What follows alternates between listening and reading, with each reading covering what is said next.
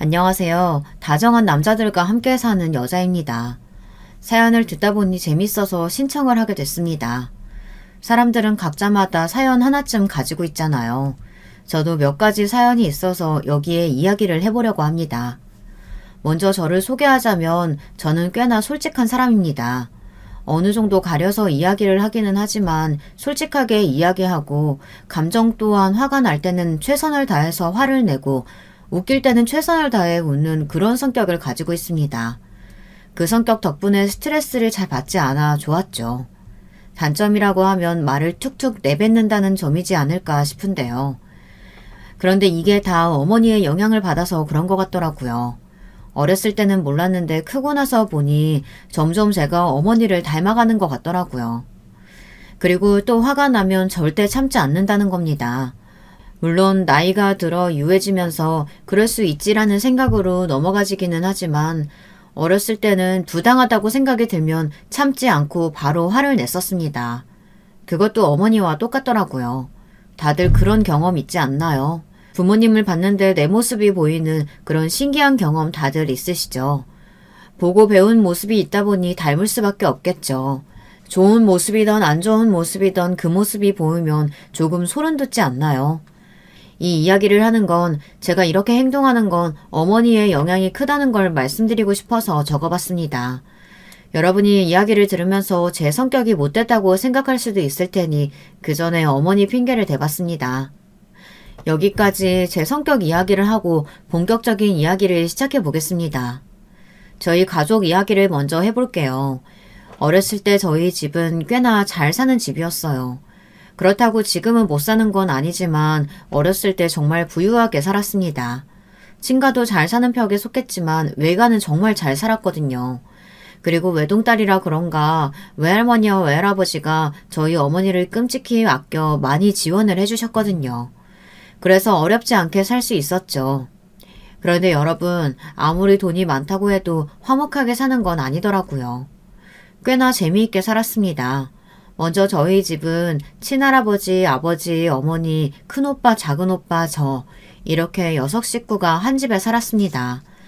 제가 태어나기 전에는 할머니, 할아버지가 따로 사셨다고 했는데 할머니가 돌아가시고 나서는 어머니의 권유로 할아버지가 저희 집에 들어오게 됐고 제가 태어나서 6식구가 되었습니다.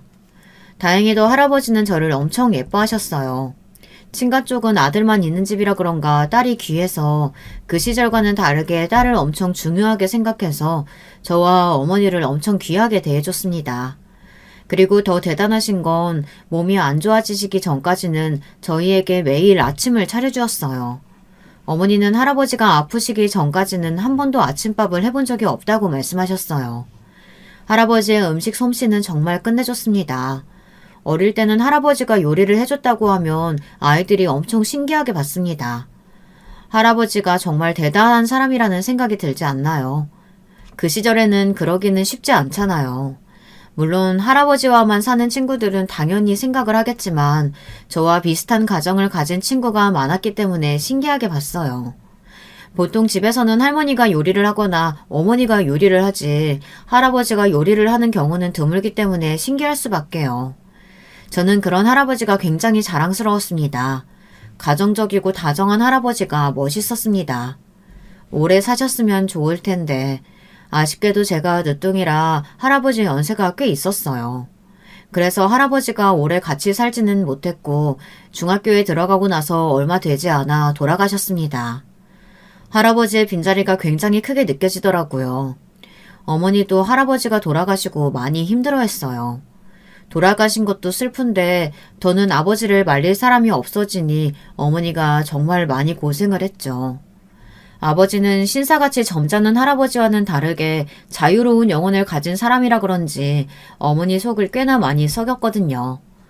그래도 할아버지가 남자들에게는 엄격한 편이라 아버지가 할아버지를 꽤 무서워했는데 그런 할아버지가 돌아가시니 이제 고삐가 풀려 막 나가기 시작하더라고요. 감당할 수가 없었습니다. 그런데 비단 아버지만이 저희 집의 골칫거리가 아니었습니다. 아버지와 똑같은 인간이 하나 있는데 그게 바로 큰오빠였습니다. 작은 오빠는 할아버지와 비슷한 성격을 가지고 있어서 굉장히 젠틀하고 저를 잘 챙겨줬는데요. 큰 오빠는 아버지와 판박이로 보기만 해도 화가 나는 그런 사람이었습니다. 아니, 아버지보다 더했죠. 어쩔 때 보면 나이 차이가 많이 나는데도 불구하고 저보다 어리게 느껴질 때도 있었어요. 일을 하지도 않고 매일 컴퓨터에 앉아서 게임만 하고 씻지도 않고 백수 생활을 즐기고 있었습니다. 나중에 큰오빠에게 결혼할 여자를 생각하면 불쌍해서 도망치라고 이야기를 해야겠다 다짐할 정도였죠. 그래도 딱 하나 그나마 머리가 좋아서 다행이었습니다. 학벌까지 안 좋았으면 저 인간은 정말 아무 쓸모없는 인간이 되었을지도 모릅니다. 자유로운 아버지와 큰오빠 때문에 집안이 조용할 날이 없었어요. 할아버지가 살아계실 때는 집에서 조용히 눈치 보며 행동을 했었는데 돌아가시니 나 몰라라 막 행동을 하는데 어머니 속은 어떻겠습니까? 그리고 어느 날 아버지가 돌이킬 수 없는 사고를 치고 말았죠. 다들 예상이 가시나요? 네, 아버지가 바람을 폈습니다. 그것도 어머니와 친한 지인인 사람과 바람이 났습니다. 이모라고 부를 만큼 사이가 좋았는데 그 사람과 바람이 났으니 충격이었어요. 어머니는 동네 주민들이 이야기를 해줘서 바람 피우고 있는 걸 알게 됐다고 했습니다. 야, 이 망할 놈아! 네가 바람을 피워? 죽고 싶어? 여보, 진정하고. 잠시만 내 말 좀 들어봐. 오냐, 내 귀 뚫려 있으니까 살아있을 때 이야기해봐. 곧 당신 죽이고 따라갈 테니까 어디 한번 이야기해보라고. 어머니 진정하세요. 그래, 너희 엄마 좀 진정 좀 시켜봐라. 놔봐라. 너는 경찰서에나 신고해. 내 오늘 네 아빠 죽이고 갈라니까. 엄마 좀 봐주세요. 아빠도 사랑하고 싶었나 보죠. 한 번만 봐줘요. 둘째야, 내가 지금 무슨 개소리를 들었니? 뭐? 사랑?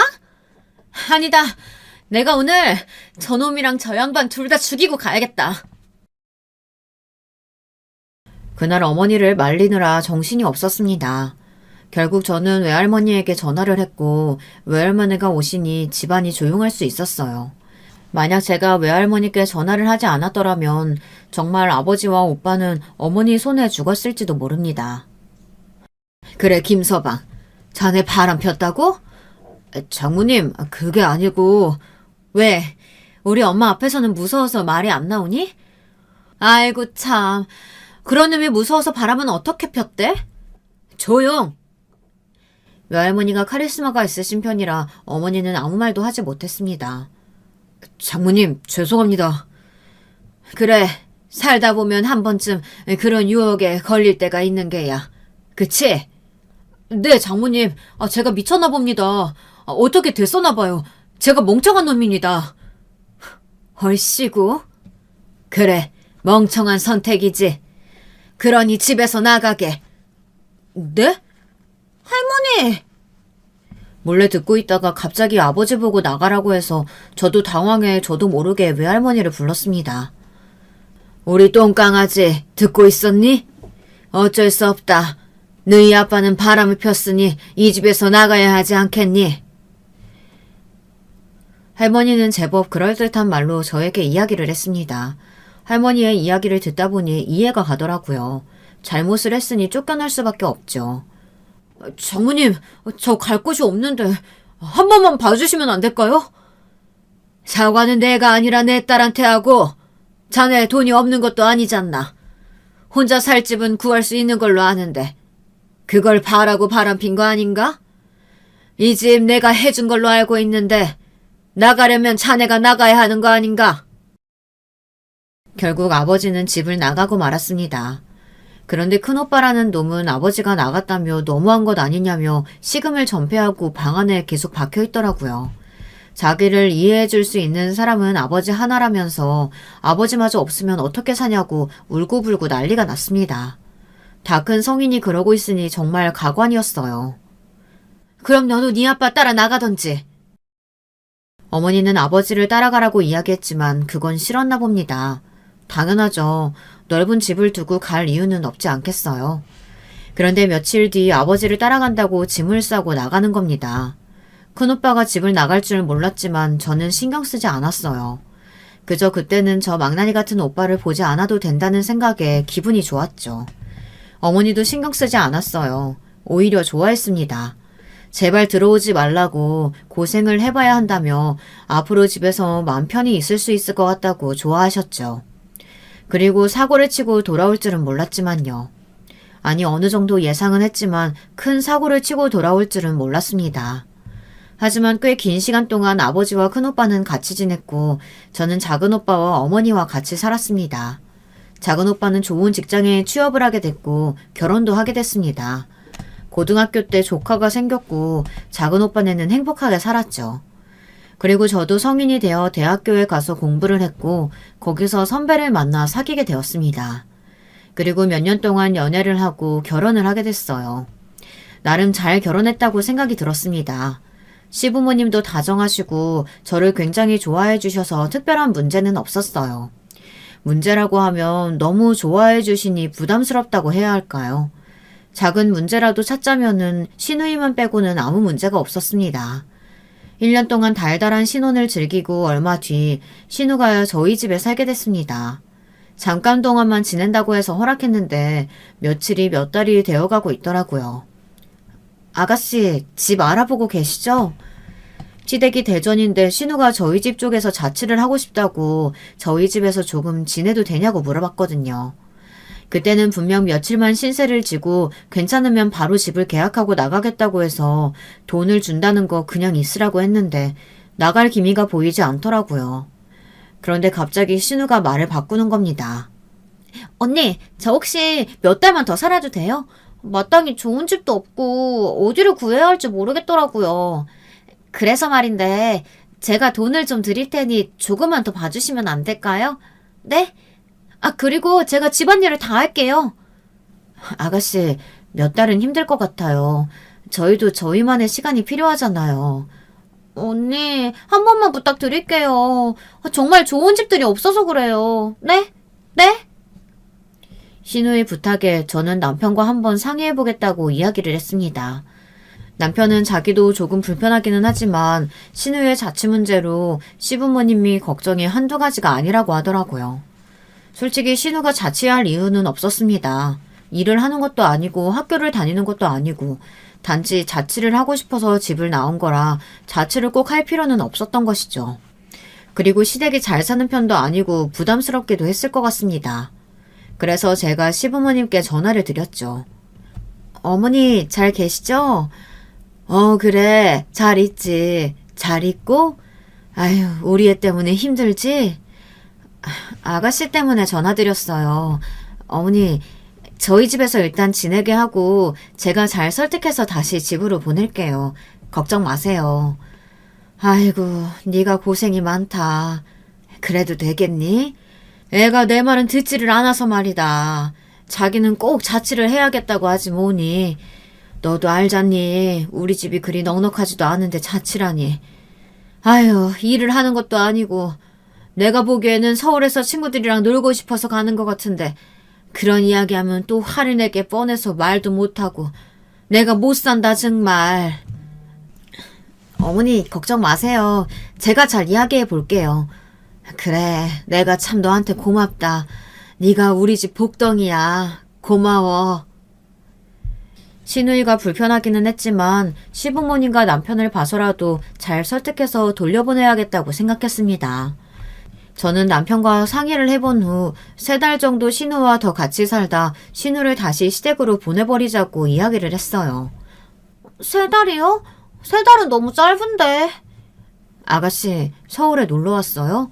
아가씨 취직하겠다고 자극받고 열심히 하겠다고 온 거 아니에요? 그건 맞는데 그동안 마음에 드는 집이 없으면요? 아니 싼 집들은 다 좁고 이상하고 좋은 집은 비싸서 엄마 아빠가 뭐라고 할 것 같고. 너도 이제 스스로 돈 벌고 내야지. 언제까지 부모님 등골만 빼먹을 거야? 그러는 오빠는? 오빠 학교 보낸다고 무리해서 일하셔서 엄마 아픈 거잖아. 야, 뭐? 저는 순간 제 큰오빠가 저를 보는 것 같았어요. 이렇게 있다가는 싸움만 날 것 같아 중간에서 정리를 해줘야 했어요. 자, 그만! 아가씨, 그래도 오빠는 장학금도 받고 열심히 아르바이트도 하고요. 군대 가서 돈도 차곡차곡 모아서 어머님, 아버님께 돈도 다 드렸어요. 그리고 자기 쓸 돈도 모아뒀고요. 그리고 좋은 회사 들어갔잖아요. 그런데 아가씨는 지금 뭐 하는 것도 없고 보니까 공부한다면서 놀기만 하고 안 그래요? 그리고 솔직히 자취할 이유가 없잖아요. 아니 그건 아가씨 3달 동안 어디 놀러 가지 말고 취업 준비 열심히 하세요. 그리고 이제 아르바이트로도 하면서 자기 용돈 자기가 벌고요. 정말 열심히 사는 것 같으면 제가 아가씨 집 보증금은 내드릴게요. 대신 월세는 아가씨가 내야 돼요. 어때요? 네? 서울에 왔는데 어떻게 놀러도 안 가고 3달 동안 취업 준비를 해요. 그리고 저 아르바이트 한 번도 해본 적 없는데. 그럼 말고요. 그럼 지금 당장 짐 싸서 나가세요. 그리고 만약 3달 동안 그렇게 살지 못하면 당장 대전으로 가는 거예요. 신우이는 입이 대빨 나와서 투덜투덜 거리더라고요. 결국 신우는 제 말을 승낙했고 지켜보겠다고 했습니다. 아가씨가 약속 지키면 저도 꼭 약속 지킬 거예요. 그리고 자기 방은 꼭 자기가 치우고 제가 잔소리해도 꼭 들어야 돼요. 알겠죠? 알겠어요. 여보, 보증금이라니 그런 이야기는 없었잖아. 그러지 않아도 돼. 아니야, 괜찮아. 그것보다 아가씨가 정신 차리고 빨리 취직을 해야 어머님, 아버님이 신경을 안 쓰실 텐데. 그치? 그리고 며칠 뒤 시어머니도 보증금 이야기를 들으셨나 봅니다. 그럴 필요 없다고 자기네들이 알아서 하겠다고 말하더라고요. 어머님, 그냥 제가 해주고 싶어서 그런 거예요. 그 돈 완전히 주는 것도 아닌데요. 그리고 아가씨도 독립해야죠. 3달 동안 독립이 될 것 같다고 하면 보내고 아니면 다시 보낼 거니까 걱정 마세요. 제가 잘 지켜보고 있을게요. 그래도 아직까지는 별탈 없이 열심히 취업 준비하고 있어요. 예전에는 주말에는 얼굴도 보지 못했는데 요즘은 공부한다고 정신이 없어요. 아, 그리고 아르바이트도 시작한 것 같더라고요. 첫날에 힘들어 죽겠다고 남의 돈 버는 거 왜 이렇게 어렵냐고 하는 거 있죠? 그렇게 시어머니와 수다를 1시간 동안 떨고 안심을 시켰습니다. 그리고 한 달하고 보름이 지났을 때 신우는 다시 초반의 신우 모습으로 돌아왔습니다. 아니 그래도 초반에는 평일에 공부라도 하는 신용을 했지 시간이 지나니까 신용조차 하지 않더라고요. 그래서 주말에 신우가 일한다는 매장에 가서 신우가 어떻게 일하는지 들었습니다. 다행히 신우는 착실하게 일을 잘하고 있다고 하더라고요. 그런데 문제는 따로 있었습니다. 신우가 사장과 사귄다는 겁니다. 남편과 같이 식당을 찾아갔는데 남편의 표정이 순간 굳는 게 보였어요. 그날 저희 집은 신우 때문에 시끄러웠습니다. 신우는 울고불고 그 사람을 사랑한다면서 왜 그렇게 이야기하냐고 남편에게 소리쳤고 남편은 미쳤냐고 정신 차리라고 소리를 쳤어요. 거기서 저까지 신우에게 잔소리를 한다면 신우는 분명 큰일을 치를 것 같아 말릴 수밖에 없었습니다. 그런데 굳이 저까지 하지 않아도 됐습니다. 왜냐하면 얼마 안 가 신우는 아르바이트를 그만뒀고 대전으로 내려갔거든요. 사장이 새로운 아르바이트생이 더 마음에 든다며 신우를 차버렸다고 했습니다. 그 충격으로 다시는 서울에 오지 않겠다고 하고 신우는 떠났어요. 이렇게 허무하게 끝이 나버려 괜히 찝찝하더라고요. 뭔가 시부모님께 죄송하기도 하고 괜히 아르바이트를 하라고 해서 이렇게 됐나 싶었습니다. 그래도 그 일이 있고 나서는 아주 평화로웠습니다. 신우가 나가고 나서 몇 달이 지나지 않아 저희 부부에게 아이가 생겼고 부모가 되어 행복한 나날을 살고 있었습니다. 그리고 얼마 지나지 않아 큰오빠의 소식을 듣게 되었어요. 아니 글쎄 큰오빠가 어머니를 찾아왔다는 겁니다. 몇 년 동안 연락이 되지 않다가 갑자기 나타나니 미웠던 오빠라고 해도 걱정이 되더라고요. 혹시 무슨 일이 생겨서 왔나 아니면 어디가 아픈가 갖가지 생각을 하며 친정집으로 갔습니다. 걱정과 달리 오빠는 아주 잘 살고 있는 것 같아 보였어요. 못 본 사이에 살이 많이 올랐더라고요. 잘 지냈나 보다? 너야말로? 너는 배가 그게 뭐냐? 누가 할 소리. 지금 애 낳은 지 얼마 안 돼서 그렇거든. 뭐? 아버지는? 말도 마라. 그리고 아버지랑도 연락 안 한 지 꽤 됐어. 뭐? 그런데 왜 다시 안 왔어? 아, 그게 사연이 좀... 알고 보니 아버지는 그렇게 쫓겨나고는 그 바람난 여자를 버리고 또 딴 여자와 눈이 맞아 같이 살았다는 겁니다. 큰오빠도 참다 같이 못 살 것 같아서 나와서 따로 독립을 했다는데 순간 돈이 어디에 있어서 독립을 한지 궁금했습니다. 일을 한 사람도 아니고 갑자기 나와서 집을 구할 수는 없는 거잖아요. 오빠는 집을 나오고는 아는 지인을 통해 술집에서 일을 했다고 합니다. 처음에는 그냥 잠깐 하고 그만두려고 했는데 생각보다 요리하고 장사하는 게 자기 적성에 맞는 것 같아 그 이후로 계속 일을 한다고 했어요. 그래서 저는 이제서야 정신을 차리고 집으로 돌아온 거라고 생각했습니다. 하지만 사람이 어디 그렇게 쉽게 바뀌겠어요. 앞에서 말했죠. 큰 사고를 치고 왔다고. 갑자기 어머니에게 집에서 같이 살아도 되냐고 물어보는 겁니다. 자식은 자식인가 봅니다. 아무리 뭐라고 해도 계속 큰오빠를 걱정한 사람인데 당연히 된다고 하죠. 그런데 갑자기 자기 혼자가 아니라는 겁니다. 그래서 결혼할 사람을 데려왔다고 생각했어요. 그런데 아이까지 있고 결혼을 한 상태라고 하더라고요. 저와 어머니는 아무 말 하지 못하고 큰오빠를 바라봤습니다. 그래요. 이제 오빠 나이도 있고 하니 결혼이야 당연히 할 수 있다고 생각했지만 부모가 죽은 것도 아니고 아무도 모르게 결혼을 한 건 좀 아니지 않나요? 그래도 어머니가 뭐라고 하지 않았으니 저도 입 다물고 가만히 있었습니다. 하지만 결국 중요한 말이 남아 있었어요. 근데 있잖아. 화내지 말고 들어. 내가 매일 화내냐?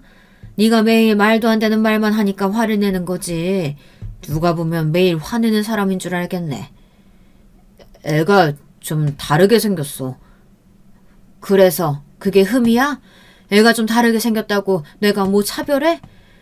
이 썩을 놈. 지 엄마를 얼마나 나쁘게 봤으면 저런 말을 하는지. 에휴.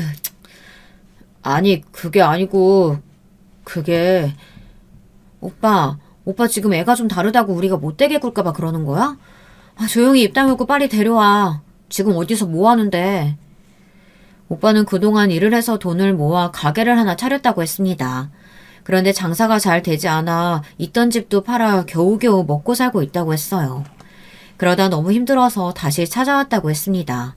그리고 며칠 뒤 새언니와 조카를 처음 봤는데 조카가 누가 봐도 다르게 생겼더라고요.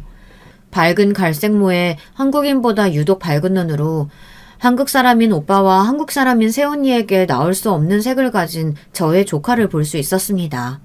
누가 봐도 오빠의 아이가 아니었습니다. 작은 오빠도 조카의 모습에 당황했는지 바로 큰 오빠를 데리고 집으로 나가더라고요. 큰 오빠는 애가 있는 사람과 결혼을 한 겁니다.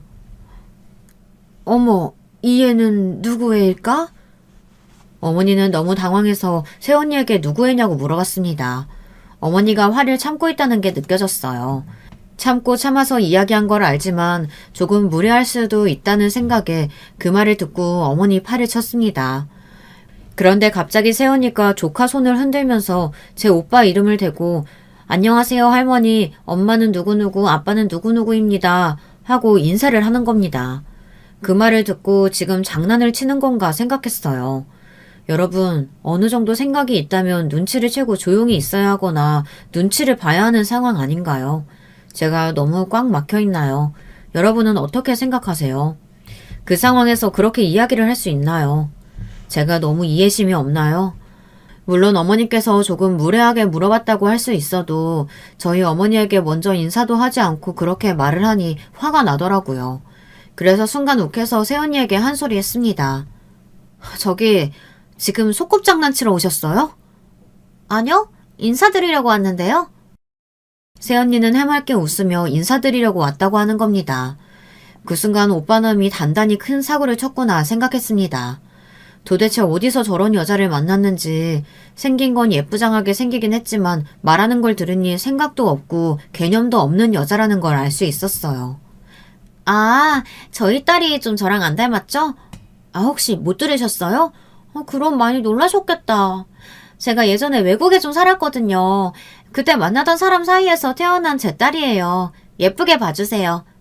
할머니 해야지. 안녕하세요, 할머니. 그래도 착한 아이니까 예쁘게 봐주세요, 어머님. 뻔뻔한 건지 순수한 건지 아니 생각이 없죠. 처음 보는 시어머니 앞에서 저렇게 이야기한다는 게 이해가 가나요? 그래요. 아이가 있을 수는 있다고 치지만 그래도 조심스러운 부분인 건 사실이잖아요. 그런데 그때 밖에서 무언가 쓰러지는 소리가 들리는 겁니다. 밖에 나가보니 큰오빠가 쓰러져 있었고 작은 오빠는 씩씩거리며 큰오빠를 노려보고 있었습니다. 작은 오빠와 큰오빠가 다투다가 몸싸움이 났었던 겁니다. 그리고는 작은 오빠는 할 말이 없다고 집을 나갔고 저 또한 다음에 오겠다고 하곤 집으로 갔습니다. 어머니에게는 죄송했지만 머리가 너무 아파 갈 수밖에 없었어요. 어쩌겠어요. 이미 혼인신고를 했다고 하고 저희가 집에 데려오라고 한 건 사실이니 뭐라고 할 수도 없는 거잖아요. 그리고 어떻게 보면 오빠는 이야기를 하려고 했지만 저희가 오해를 하고 단정짓고 말을 못하게 한 거니 아니 근데 그래도 처음부터 그게 잘못됐다면 말을 해야 하는 거 아닌가요? 아무리 말을 못하게 했다고 해도 자기 아이가 아니라는 말은 꼭 해야 했던 거 아닌가요? 지금이야 예쁜 제 조카로 받아들였지만 그 당시에는 갑자기 생긴 조카인데다가 오빠 핏줄도 아닌 애가 저희 집에 오니 당황할 수밖에 없었습니다. 그렇게 오빠는 크게 사고를 치고 다시 돌아왔습니다. 그렇게 시간이 지나고 아이들은 커가고 저희는 늙어갔죠. 저희만 늙어가는 게 아니라 부모님도 늙어가는 게 보였습니다. 시부모님도 나이가 들어 약이 필요한 몸이 되었고 어머니도 나이가 들어 깜빡하시는 일이 자주 있더라고요. 그런데 부쩍 어머니가 깜빡하시는 경우가 많다고 하더라고요. 그리고 몸도 점점 힘들어하는 게 보이더라고요. 그래도 저야 어머니랑 같이 있는 경우가 없으니 잘 모르지만 큰오빠네는 어머니와 같이 있는 사이니까 잘 알 거 아니에요. 새언니가 계속 제게 전화를 하며 어머니가 치매인 것 같다고 이야기를 하더라고요. 그래서 큰오빠가 어머니를 모시고 인지 검사를 하고 왔는데 치매 판정을 받으신 겁니다. 자연스러운 일이라고 생각은 했지만 눈물이 나는 건 어쩔 수 없더라고요. 부모님이 늙는다는 게 얼마나 가슴이 아프던지. 제가 늦둥이다 보니 제 나이에 비해 부모님 나이가 조금 있잖아요. 그래서 어쩔 수 없이 제 친구들에 비해 조금 일찍 부모님이 편찮으신 걸 느낄 수 있었습니다. 이야기를 듣고 계시는 분들 중에서 많은 사람들이 이 감정을 알지 않을까 싶네요. 치매 판정을 받고 난 뒤 어머니를 보러 친정집으로 갔는데 어머니가 새언니에게 막 뭐라고 하는 겁니다. 이년아, 너 이거밖에 못하니? 부쩍 새언니에게 욕을 한다고 해서 힘들다곤 했는데 실제로 보니 놀라웠습니다. 어머니가 그렇게 욕을 하는 건 본 적이 없었거든요. 그리고 그 강도가 점점 심해진다고 하더라고요. 그 말을 듣고 보니 제가 일을 그만두고 어머니를 돌봐야 하는 게 아닌가 생각했습니다. 그런데 어머니는 이상하게도 큰오빠와 새언니와만 있으려고 하고 저와 작은오빠와 있으려고 하지 않더라고요. 저와 같이 있을 때는 잘 지내다 제가 집에 같이 가서 지내자고 이야기를 하면 큰오빠와 같이 있을 거라고 소리를 쳤어요. 고함을 너무 쳐서 데려올 수 없었습니다. 그런데 몇 달 사이 어머니의 행동이 점점 심해진다고 하더라고요. 새언니는 울면서 더는 못하겠다고 자기도 힘들다고 제게 하소연을 하는 겁니다. 그래서 큰오빠네는 요양원에 보내자고 했는데 저와 작은오빠는 아직 그 정도는 아닌 것 같다고 무슨 요양원이냐고 말을 했어요. 제가 보기에는 그렇게까지 심해 보이지는 않았거든요. 그래서 새언니에게 조금만 더 수고해주면 안 되겠냐고 부탁을 했어요. 솔직히 그 정도는 해도 된다고 생각했습니다. 어머니 아니었으면 망했을 집안, 어머니 덕에 잘 살게 됐는데 그 정도 수고는 해야 한다고 생각했어요. 그리고 어머니를 잘 설득해 저희 집으로 데려가겠다고 이야기했습니다. 그래서 저는 계속 어머니를 설득했습니다. 엄마, 우리 집에 가서 지낼까? 미쳤니? 내 집 놔두고 뭐하러 너희 집에 가? 아니, 엄마 몸도 힘들잖아. 나도 이제 할 것도 없는데 같이 지내면 좋잖아. 됐다. 나는 집에 있을 거야. 어머니와 이야기가 되는 날에는 설득을 해봤지만 곧 죽어도 자기는 집에 있을 거라는 말만 했습니다. 그래서 제가 계속 물어봤어요. 하지만 그럴수록 죽어도 가기 싫다며 소리를 질렀습니다. 급기야 새언니를 때리더라고요. 네 년이 그랬지? 어머니 왜 이러세요? 나 계속 내보내려고 하는 거지? 그래서 내 딸한테 말해서 나 이 집에서 내쫓으려고 하는 거잖아. 이 못된 년. 어머니는 계속 새언니가 자기를 내보낸다며 못된 년이라고 욕을 했습니다. 그래서 결국 비용은 저희 3남매가 똑같이 내기로 했고 어머니를 요양원으로 보내기로 했습니다. 부모님을 요양원으로 보내자니 찝찝하더라고요. 그런데 제가 엄청난 사실을 듣고 말았습니다. 어머니에게 찾아갔는데 어머니가 갑자기 제게 귀를 대보라는 겁니다. 그리고는 갑자기 아니라고 이야기를 하는 거예요. 정미야. 응? 나 아니야. 응? 엄마, 뭐가 아니야? 쉿. 뭔데? 왜? 뭐가 아닌데? 정미야, 나 치매 걸린 거 아니다. 엄마, 왜 그래? 어머니는 갑자기 자기가 치매에 걸린 게 아니라고 하는 겁니다. 순간 어머니가 정말 뭐가 문제가 있나 싶어 무섭게 느껴졌습니다. 그리고 저는 어머니에게 충격적인 말을 들었어요. 그 말을 듣고 믿을 수가 없었어요. 어느 날 어머니는 목이 말라 물을 마시러 나왔다가 새언니와 큰오빠가 이야기하는 걸 우연찮게 들었다고 했어요. 자기 이야기를 하는 것 같길래 어머니는 방문 앞에서 무슨 이야기를 하나 듣고 있었는데 새언니가 큰오빠에게 언제 이 집이 자기네 집이 되냐고 물어봤다는 겁니다. 어머니는 처음에 그 이야기를 듣고 그런 생각을 하고 있었다는 게 발칙해 바로 뭐라고 하려고 했는데 큰오빠가 조금만 기다리라면서 요즘 깜빡하는 것 같아 조만간 말을 꺼낼 수 있을 것 같다고 이야기를 했다고 하더라고요. 며느리가 그러는 건 그렇다 쳐도 자식이 그런 말을 했다는 게 정말 충격이었다고 했습니다. 아무리 정신 나간 놈이라고 생각해도 하나밖에 없는 큰오빠라고 생각을 했는데 그 이야기를 들으니 충격적이더라고요. 그리고 새언니가 계속 큰오빠에게 힘들다고 이야기를 했다는 겁니다. 힘들면 부축해주는 것도 웃으면서 매일 이야기하는 것도 힘들다며 요양원에 보내자고 했습니다. 그러면서 자기는 이런 취급을 받으려고 온 게 아니라며 빨리 안 보내면 이혼하겠다고 오빠를 협박하고 있었다고 했어요. 처음에 그 말을 듣고 믿을 수가 없었습니다. 아니 아무리 그래도 그렇지 협박을 하는 건 아니지 않나요? 부모를 요양원에 보내지 않으면 이혼을 하겠다고 요구하는 사람이나 그걸 듣고 알겠다고 하는 사람이나 이해가 가시나요? 세연이도 이해가 가지 않았지만 오빠란 놈이 더 이해가 가지 않았습니다. 자기 부모를 욕하는 사람과 살고 싶을까요? 그리고 세연이가 참 괘씸하더라고요. 어머니가 심하게 행동했다면 저도 할 말이 없겠죠. 하지만 분명 심해지기 전까지는 아무런 문제가 없었던 걸로 알고 있습니다. 물론 시어머니와 같이 산다는 게 불편하기는 하겠죠. 하지만 어쨌든 그 덕에 큰 집에서 살 수 있고 처음에는 돈도 거의 없어서 어머니 돈으로 다 생활하고 피가 섞이지 않은 아이라고 해도 차별하지 않고 사랑을 주고 공부시키고 그랬는데 그 정도는 불편을 감수하고 살아야 하는 거 아닌가요? 그리고 나이가 든 노인네가 아픈 건 당연한 거 아닌가요? 그렇다고 어머니가 아프다고 저희에게 이야기하는 사람도 아니었습니다. 나이가 조금 있다 보니 아무래도 기침도 많이 하시고 거동도 조금 불편하시고 하지만 어떻게든 피해를 주지 않으려고 하고 괜찮은 척하며 자식에게 걱정거리 만들어주고 싶지 않다고 하시는 그런 사람인데 걱정은커녕 그런 말을 하고 있으니 화가 나는 겁니다. 이런 정신 나간 것들, 엄마는 그걸 또 참았어? 제가 화를 내기 시작하니 어머니가 너무 그러지 말라고 하더라고요. 엄마는 화도 안 나? 나지. 나는데 너 그거 알아? 그래서 그것들 소원 들여주려고 내가 고녀 실컷 때리고 욕하고 싶어서 치매인 척 했잖아. 아유 속이 어찌나 시원하던지. 아니 내가 처음부터 치매인 척은 하지 않았지. 미쳤다고 내가 치매인 척하니? 아니 글쎄 내가 젊었을 때부터 잘 잊고 다른 일 하고 그랬잖아. 맞아요. 어머니는 젊었을 때부터 잘 잊기도 하고 잘 잃어버리기도 했습니다. 그래서 일찍부터 치매가 아니냐고 예방하자고 이야기가 나올 정도로 덤벙댔어요. 근데 고년이 나를 치매로 몰아가는 거 아니겠어. 그리고 걔가 하는 말을 들으니까 내가 얼마나 화가 나겠어. 안 그러니? 그래서 나도 모르게 욕을 하게 됐지. 그런데 그때 고년이 노망났냐고 치매니까 계속 욕한다고 뭐라고 하더라. 내가 그래서 그 뒤로 신나게 욕을 해줬지. 어차피 치매라고 생각하는 거 참지 않고 욕을 하고 싶을 때 다 했지 뭐니. 그래서 결국 내가 여기에 와 있지만 말이다.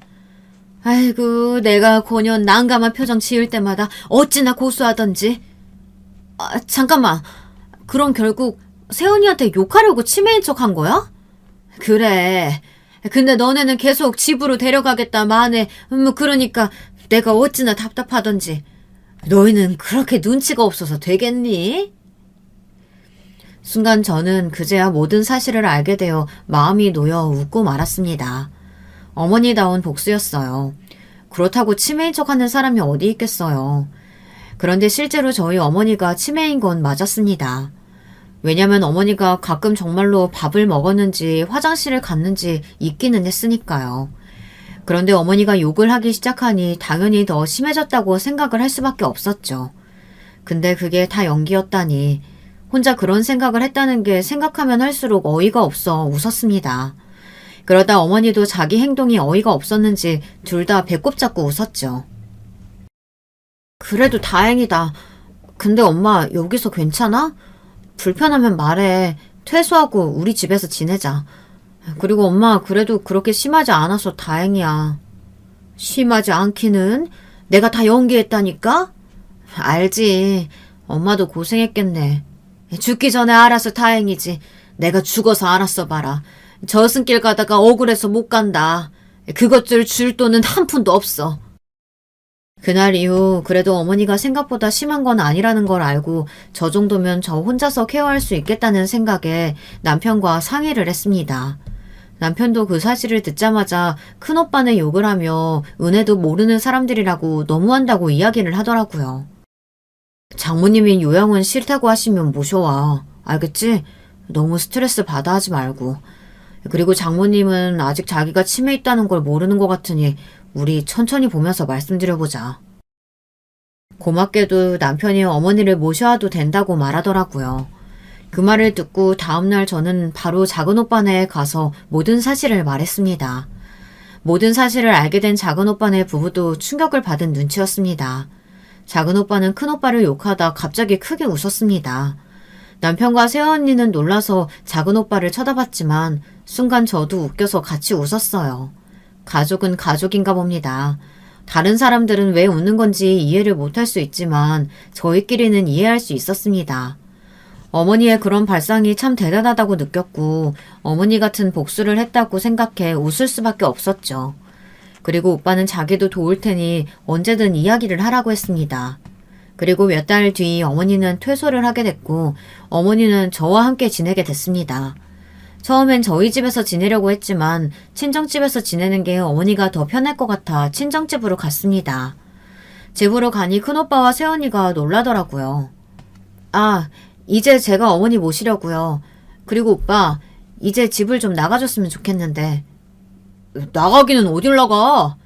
오빠, 엄마가 진짜 모를 거라고 생각해? 언니, 엄마가 정말 아무것도 모를 거라고 생각해요? 알아요. 둘 다 무슨 생각하고 어떤 속셈인지 다 알아요. 그러니까 허튼 생각하지 말고 당장 나가. 언니, 시어머니 돌보느라 고생했어요. 이제 일 안 하니까 제가 다 케어할 수 있어요. 그렇게 통보를 하고 몇 분 정도 실랑이를 피웠습니다. 무슨 소리 하는 거야? 마음대로 어머니 데리고 오고 제정신이야? 오빠야말로 제정신이야? 오빠가 어머니 자식 맞아? 미친놈아, 정신 차려. 너 엄마 아니었으면 망했어. 참으려고 했지만 저도 모르게 순간 폭발하고 말았습니다. 오빠는 진짜 인간도 아니야. 어떻게 자식이 돼서 그렇게 이야기를 할 수가 있어? 오빠는 여전히 엄마를 그냥 돈줄로 보고 있는 거지? 그리고 언니, 진짜 양심이란 게 있어요? 어떻게 감히 그런 걸로 협박을 할 수 있어요? 왜요? 엄마가 요양원 안 갔으면 정말 이혼이라도 하려고 했어요? 아니요. 언니는 절대로 이혼 못했을 거예요. 할 줄 아는 거라고는 남자 꼬시는 거밖에 못하잖아요. 저희 오빠도 잘 사는 집 아들 아니었으면 결혼 안 했죠? 자기가 이야기했죠. 잘 사는 집안에서 태어났다고. 큰아들이라 자기한테 다 해줄 거라고. 그거 하나 믿고 오빠랑 결혼했죠? 그만 안 해? 못해. 너 한 번만 더 이야기하면 가만히 안 둔다. 왜? 때리게? 때려봐. 그런데 그때 세원이가 제 뺨을 때리는 겁니다. 뺨을 맞고 저는 어처구니가 없어 세원이를 쳐다봤습니다. 그런데 그때 어머니의 고함 소리가 들렸습니다. 이년이? 너 미쳤어? 그리고는 갑자기 세원이도 막 폭발하기 시작했더라고요. 네, 왜요? 저는 뭐 욕심내면 안 돼요? 아니 그만큼 노력했으면 저를 딸처럼 예뻐해줘야 되는 거 아니에요? 처음에 어머니가 저를 좋아하는 것 같아서 기대했어요. 그런데 그냥 남보다 조금 친한 정도로 저를 대하더라고요. 그래서 많이 노력했어요. 어머님한테 예쁨 받으려고 노력했다고요. 저는 새언니의 말에 조금도 이해를 할 수가 없었습니다. 어머니가 처음에 새언니를 좋아했다는 것부터 이상했어요. 그리고 노력을 했다고요. 매번 눈치 없이 행동하고 아무것도 하지 않아 어머니가 하나부터 열까지 다 알려줬고 그마저도 하지 않아서 포기했는데 노력을 했다고 하니 할 말이 없었습니다. 그냥 이 사람과 대화를 하면 안 되겠구나 생각했어요. 어떻게 이런 사람이 우리 집에 왔는지, 오빠라는 사람은 왜 나타나서 이렇게 우리 집을 어지럽히는지 원망스러웠습니다. 오냐, 그렇게 노력을 했어? 너는 그저 나를 요양원으로 보내려고 노력했겠지? 그 말과 함께 어머니는 새언니의 뺨을 때렸습니다. 그래, 그만두마. 그럼 이제 나가주겠니? 앞으로 나한테 있어서 자식은 2명뿐이다. 서로 없는 사람인 척 생각하면서 살자꾸나. 내가 준 돈들은 갚지 않아도 되니 빨리 짐 싸서 나가라. 네가 그렇게 사랑하는 너희 마누라랑 네 자식이랑 같이 알콩달콩 예쁘게 살고 다시는 찾아오지 마라. 그렇게 큰오빠네는 집에서 쫓겨났습니다. 물론 조용히 떠나지는 않았어요. 절대 못 나간다고 소리소리를 쳤습니다. 그런데 어느 날 갑자기 새언니가 저와 어머니에게 사과를 하더니 집을 나가겠다고 하더라고요. 웬일로 조용히 나가나 싶었는데 알고 보니 어머니가 새언니한테 한 소리해서 나간 거라고 하더라고요. 도대체 무슨 소리를 했길래 조용히 나갔나 싶었는데 참나 어머니의 말을 듣고도 화가 너무 나더라고요. 왜 그 말을 이제야 했는지 이해가 되지 않더라고요. 제게 왜 이야기하지 않았느냐고 화를 냈습니다.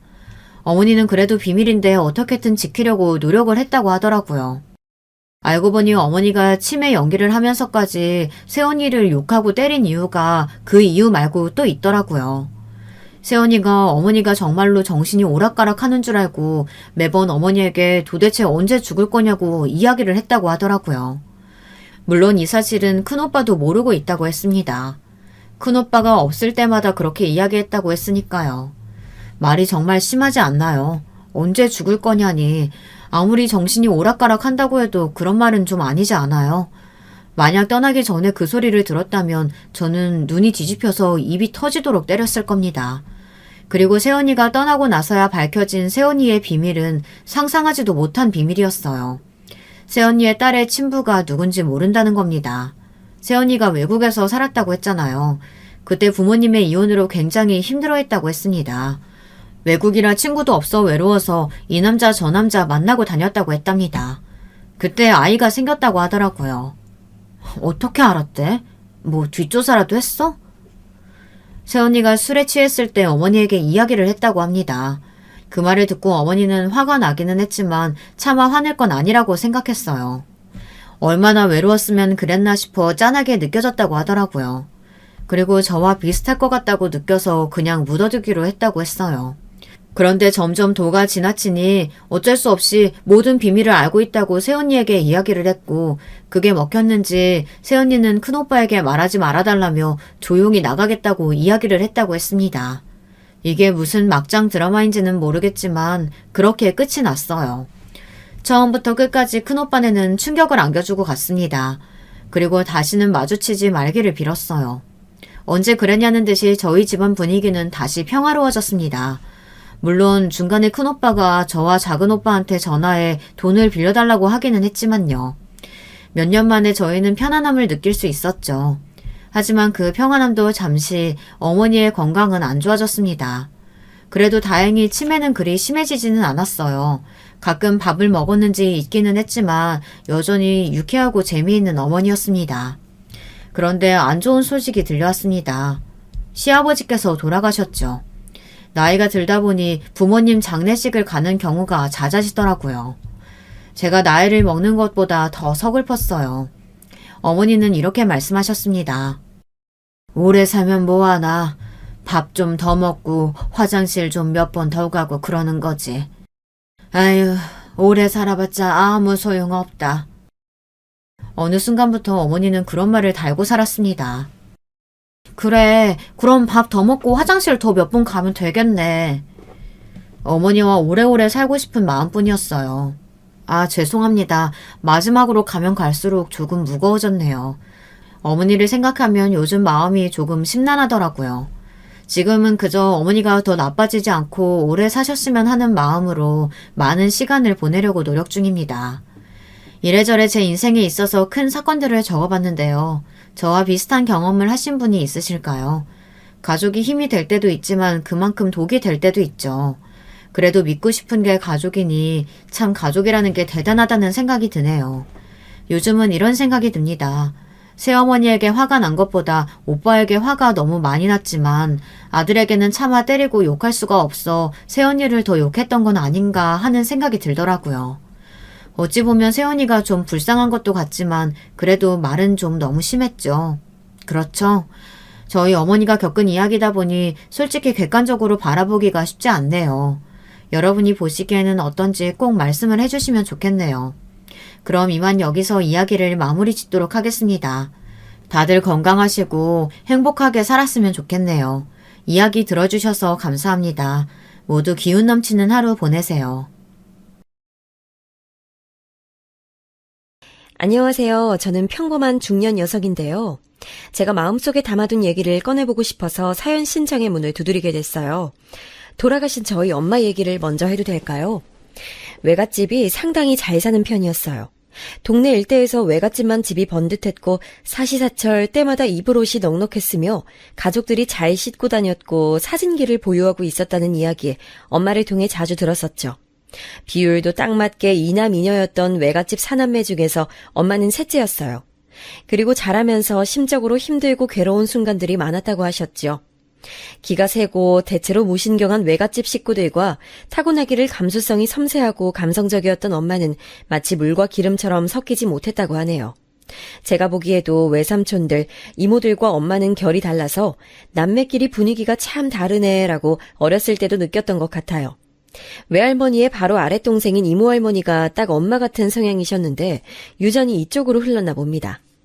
외갓집 식구들과 엄마의 첨예한 갈등이 수면 위로 드러나는 사건이 생겼었다고 하는데요. 그건 바로 엄마가 20살 때 만난 첫사랑 때문이었어요. 엄마는 당시 5살 위의 어떤 청년을 보고 한눈에 반한 뒤로 사랑을 키워갔었대요. 그 사람과 있으면 몸과 마음이 가벼워지는 기분이 들었고 진정한 자유를 마주한 듯한 짜릿함과 해방감을 느꼈었다고 하셨죠.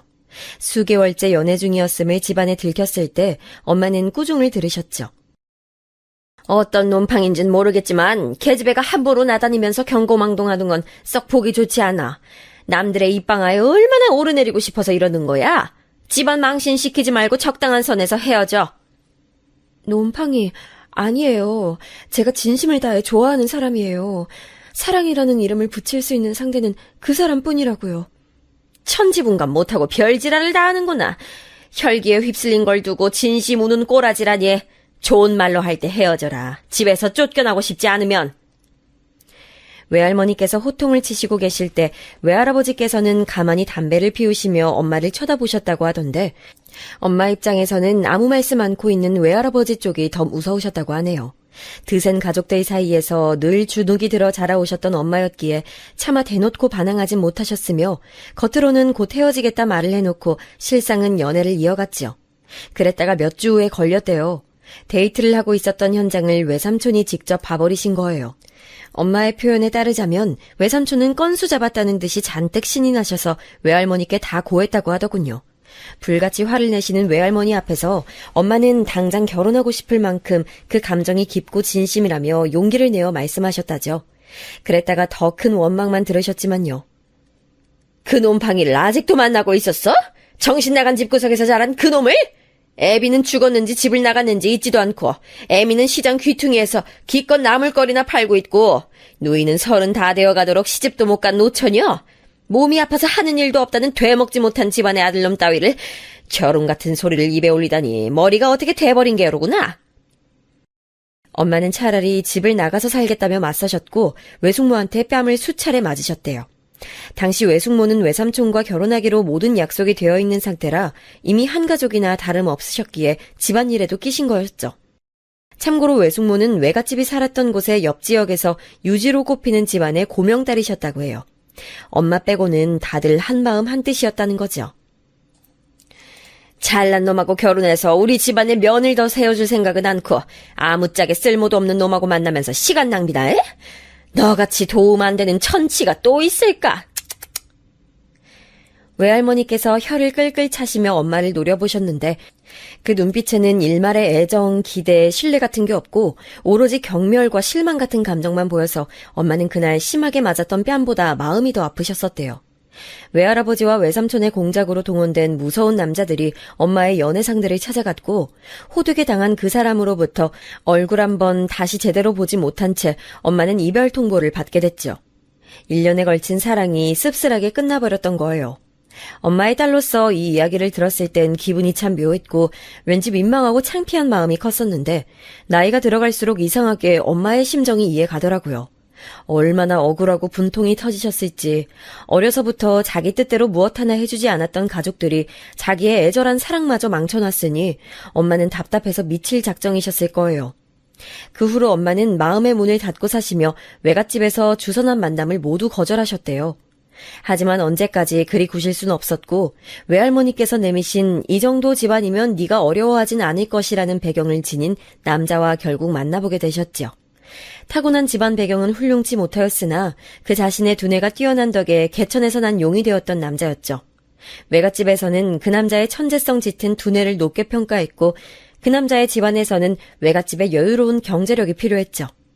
엄마는 떠밀려서 그 남자를 만나본 후에 정중하고 군더더기 없는 사람인 것을 깨닫고선 집에서 이 남자보다 괜찮은 됨됨이의 사람을 구하기란 쉽지 않겠다는 생각이 드셔서 결혼하기로 했죠. 엄마가 반쯤은 자포자기의 심정으로 현실과 타협하여 결혼하신 그 남자가 바로 제 아버지세요. 이젠 뭐가 돼도 다 상관없다는 식으로 결혼하신 엄마, 안정적이고 단란한 가정을 꾸리고 싶으셨던 아버지. 두 분의 동상이몽 아래서 남매가 태어났어요. 저는 위로 오빠가 하나 있습니다. 외모는 엄마를 쏙 빼닮았는데 성격이며 모든 것이 어렸을 때부터 아버지와 판박이었어요. 아버지는 저희 남매의 유년기부터 무척 바쁘신 분이었거든요. 집안의 모든 걸 관장하시는 분은 엄마였어요. 그렇다면 저희 남매의 모든 것은 엄마로부터 와야 옳았습니다. 그러나 오빠는 지적이며 정적이며 합리주의자인 아버지를 소름 끼칠 만큼 닮아갔어요. 유전자에 그게 새겨져 있었나 봐요. 어렸을 적 집이 유복한 편이었기 때문에 저희 남매는 필요한 교육을 다 받을 수 있었지만 그와 별개로 엄마가 공부머리가 좋으신 분은 결코 아니었기 때문에 직접 뭘 지도해 주신 적은 없었어요. 돌이켜보니까 단 한 차례도 없었네요. 그렇기에 확실히 어딘가 구멍이 뚫려 있는 교육 환경이었으나 오빠는 공부라든지 그 외의 것들에서도 똑똑한 면모를 금세 드러내기 시작했죠. 문제를 바라보는 시각부터 이미 자기 또래 친구들하고는 차원이 달랐던 것으로 기억해요. 우리 아들은 갈수록 자기 아빠를 닮아가네. 그러지 말았으면 좋았을 것을. 너도 이제 다 크고 나면 날 무시하려 들 거고 날 비웃어대면서 그렇게 나를 초라하게 만들겠지.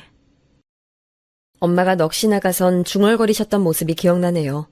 어렸을 땐 미처 알아차리지 못한 부분이었으나 엄마는 늘 피해의식에 사로잡혀 계셨어요. 세월이 갈수록 그 정도가 더 심해지셨고요. 이를테면 이런 식이었죠. 내가 멍청해서 머리가 나빠서 그리고 집에서 멸시당하고 살아온 자식이라서 원하지도 않았던 결혼까지 하고 애 낳고 산다고. 그렇게 생각하고 있지? 당신은 똑똑하고 잘났는데 멋진 사회생활하면서 그렇게 사는데 난 꼭두각시로 살아와서 계속 그렇게밖에 못 사는 거라고 생각하고 있잖아. 내가 초라해 보이지? 내가 우습지? 가끔 엄마가 아버지를 향해 무서운 표정을 지으며 그렇게 윽박지르셨던 것에서 피해의식의 종류를 알 수 있었어요. 저희 남매가 봐왔던 아버지는 그렇게 구신 적도 없었고 그렇게 구실 분도 아니었건만 엄마는 망상과도 같은 생각에 사로잡혀 계셨어요. 지금 생각해보면 그건 마음의 병이었을 거예요. 엄마는 참 안타까웠던 인생의 주인공이었으나 저는 어렸기에 그저 엄마를 보면 좋기도 하고 무섭기도 하고 그런 원초적인 감정을 느끼는 것에 더욱 충실하였으며 아픔을 이해한다거나 공감하지 못했어요. 그리고 엄마는 명백하게도 저를 별로 안 좋아하셨거든요. 그래서 저는 꽤나 유복했던 집안 환경에도 불구하고 자신감 부족하고 자존감 역시도 부족한 사람으로 성장해 갔나 봅니다. 엄마가 저를 왜 안 좋아하셨냐고요? 아들과 딸을 차별하는 그런 부모는 아니셨어요. 보다 근본적인 문제가 저한테 있었거든요. 넌 왜 이렇게 네 아빠를 빼다 박았니? 넌 도대체가 정의한가? 내 배로 나왔다는 게 가끔 믿어지지가 않아. 내 유전자는 어디로 가고 네 아빠 유전자만 골라받아서 그렇게 생겨먹은 거야? 술을 드실 때면 엄마는 저를 더욱 보기 싫어하셨어요. 제가 봐도 부정할 수 없을 만큼 저는 아빠와 외모가 너무나도 닮아 있었네요. 제가 커갈수록 더욱 아빠의 인상이 느껴진다면서 엄마는 진저리를 치셨죠. 전 엄마에게 그럴 때마다 사실은 드리고 싶었던 말씀이 있었어요. 엄마의 유전자는 저에게 있는 것이 맞다는 사실을 말이에요. 제가 외모는 아빠를 닮았지만 내적인 것들은 엄마와 판박이었거든요. 아빠랑 외모가 붕어빵이었으나 어딘가 예민한 기질, 유약한 성정, 풍부한 감수성, 실리보단 이상을 쫓고 앉아서 하는 공부에는 큰 재능이 없으나 예술 분야에 관심이 많다는 특징. 이런 것들을 엄마를 닮아서 타고났거든요. 전 그래서 자라는 동안 너무 서러웠고 억울했어요. 엄마를 진짜로 닮은 사람이 저라는 것을 스스로 알고 있었기에 복장이 터졌던 것 같아요. 하지만 더 크고 나서는 자연스레 깨닫게 됐어요. 사실 엄마가 그 사실을 모르실 수는 없었다는 것을 말입니다. 다 알고 계셨던 거예요. 제가 엄마 당신을 너무나도 닮아 있는 딸인 것을요. 그렇기에 저를 보는 게 힘드셨을 테지요. 엄마는 자기 혐오가 강하신 분이었기 때문에 마치 당신의 거울 같은 수준으로 동일한 성향, 성격을 지닌 저를 보면서 괴로우셨던 거예요. 어른이 되고 나서야 엄마의 입장이며 생각이 보이더군요. 그러나 엄마는 제가 어른이 되기 전에 저희 가족의 곁을 떠나가셨어요. 우선 이혼을 하셨죠. 이혼도 그냥 이뤄진 게 아니었어요. 그 이전에 사건이 있었는데 그건 바로 외갓집의 가세가 확 기울었다는 것입니다. 늘 부유하게 살았던 집안이었건만 잘못된 투자 사기 사건에 휘말려서 한마디로 패가망신을 당하고 말았어요. 함께 발을 담그고 있었던 외가 쪽 친척들도 다 타격을 입었고요. 외갓집에서 손을 뻗어온 건 바로 저희 집이었어요. 탄탄대로를 달리고 있는 우리 사위, 그렇게 마음 놓고 길 닦을 수 있도록 도움 줬던 게 우리 집안임을 잊진 않았겠지? 설마 아니 은혜를 저버리는 그런 금수만도 못한 놈은 아닐 거라고 믿어. 그래서 말인데 도와줄 수 있을까? 우리 사위가 돈 좀 땡겨줬으면 하는데. 며칠에 걸쳐서 빗발친 연락, 마지막으로 외할머니의 전원을 받던 엄마는 폭발하셨어요. 화를 내며 전화기를 집어던지셨고 그걸로도 부족하셨는지 멀리 던져진 전화기를 발로 차면서 마구 망가뜨리셨죠. 저랑 오빠는 눈치만 한껏 보면서 방문 앞에 서서 그 모습을 멀찍이 보고만 있었고요. 한참을 거친 숨을 몰아쉬시던 엄마는 이내 웃기 시작하셨습니다.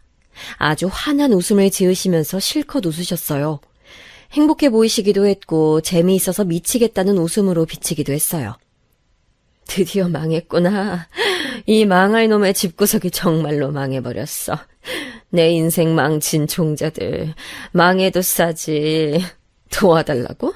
그간 도움을 줬었다고? 웃기는 소리 하지 말라 그래. 염치가 있으면 내 남편한테 그런 말을 할지언정 나한텐 그런 소리 하지 말아야지. 혼잣말을 오래 하시며 엄마는 배를 잡고 웃으시며 완전히 박장대소를 하셨어요. 오빠는 저한테 제 방에 들어가서 나오지 말라 그랬고요.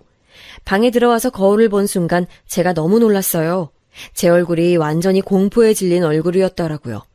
그래서 오빠가 저를 방에 넣어버린 것이었겠죠. 어렸을 땐 공포괴담 같은 게 유행하고 또 유명했잖아요. 저 역시도 그런 걸 많이 접해본 학생이었으나 그날 본 엄마의 모습만큼 무섭진 않았던 것 같아요.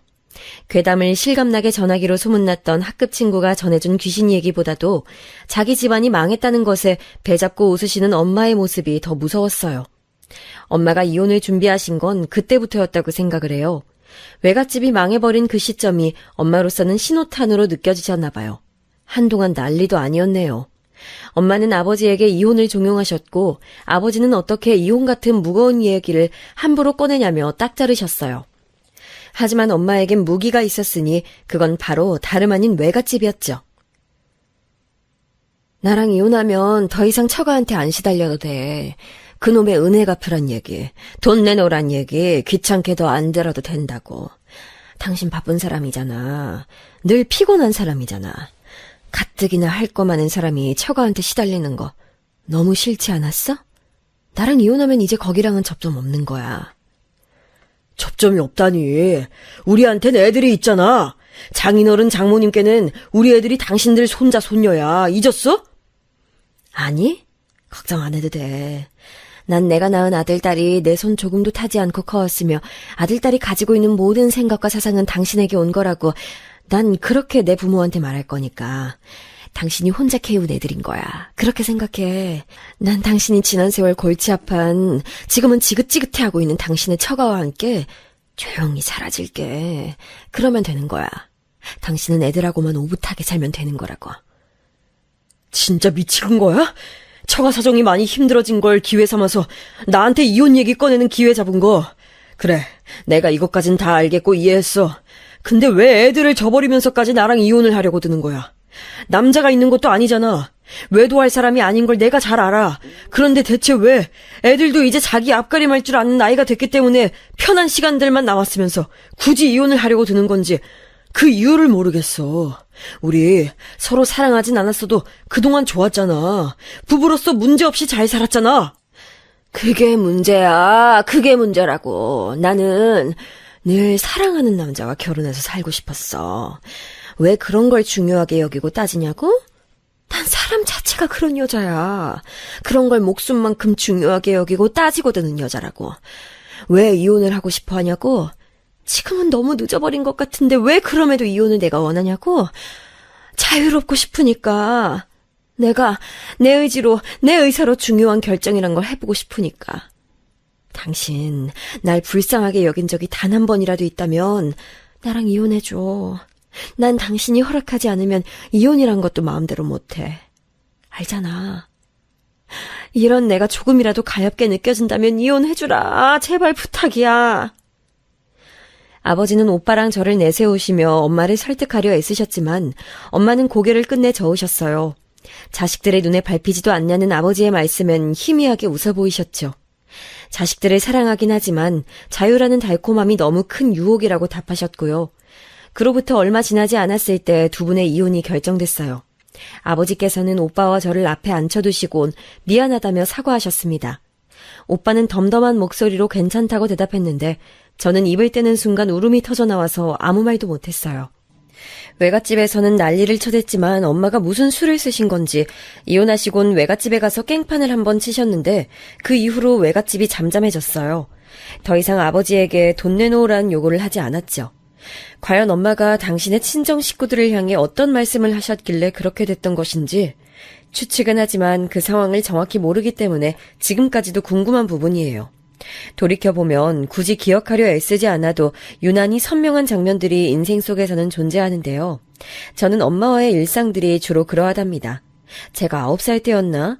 엄마가 두통이 심하시다며 소파에 누워 계셨는데 그 모습을 보고 제가 대신 집안 청소를 했거든요.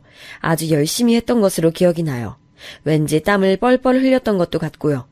그런데 몇 시간 후 소파에서 일어나신 엄마가 제가 청소한 현장을 보고서는 화를 내셨어요. 할 거면 제대로 해놓든가. 왜 2번씩 손이 가게 만드니? 그럼 결국 모두가 피곤하고 힘들어지는 걸 넌 몰라? 도대체 넌 왜 그렇게 대가리가 안 돌아가? 왜 항상 어설프고 볼품이 없냔 말이야. 생긴 건 지 아빠 빼다 박았으면서 왜 이런 거에 돌아가는 머리만 나를 닮아서는. 한참 크게 화를 내시다가 말끝을 흐리시더니 손에 얼굴을 묻고서는 소파에 가만히 앉아 계셨어요. 전 편찮으신 엄마를 더욱 힘들게 만들었다는 생각에 눈물이 났고요. 제가 울자 엄마는 제발 그렇게 나약하고 초라하게 굴지 말라고 중얼거리시며 저를 방으로 보내셨어요. 그때가 유독 선명한 기억으로 남은 건 저를 통해 엄마가 당신의 모습을 투영해보고 계셨다는 것을 알게 된 계기였기 때문일 거예요. 저에게 엄마라는 단어는 소리내어 불러보지 않아도 떠올리기만 해도 가슴에 사무치는 이름입니다. 너무 많은 것이 함축돼 있어서겠죠. 이혼을 하신 엄마는 집을 떠나셨고 그 소식은 아버지를 통해서 가끔 들을 수 있었어요. 떠나시기 전에 엄마는 오빠를 안아주셨으며 편지를 남겨주셨지만 저에게는 잠시 머리를 쓰다듬어 주시는 게 전부였어요. 그게 당시에는 너무 분했는데요. 시간이 지나서 회상을 해보니까 제 머리를 쓰다듬으실 때 그 손길이 덜덜 떨리고 있었고 표정은 이루 말할 수 없을 만큼 복잡해 보였죠.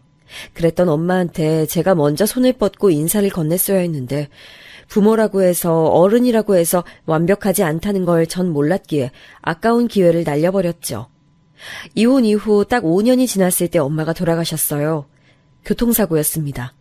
엄마에게 묻고 싶은 것이 많았는데 잘 지내셨는지 자유를 만끽하셨는지 그 첫사랑이었다는 분을 혹시 만나셨는지 궁금한 게 넘쳤는데 답을 줄 사람은 이미 없었어요. 오빠가 그러더군요. 엄마가 그때 이혼을 고집하셨던 이유는 외갓집으로부터 저희 남매를 지키고자 함이었다고요. 그거 듣고 나서 정신이 멍해졌던 것 같아요.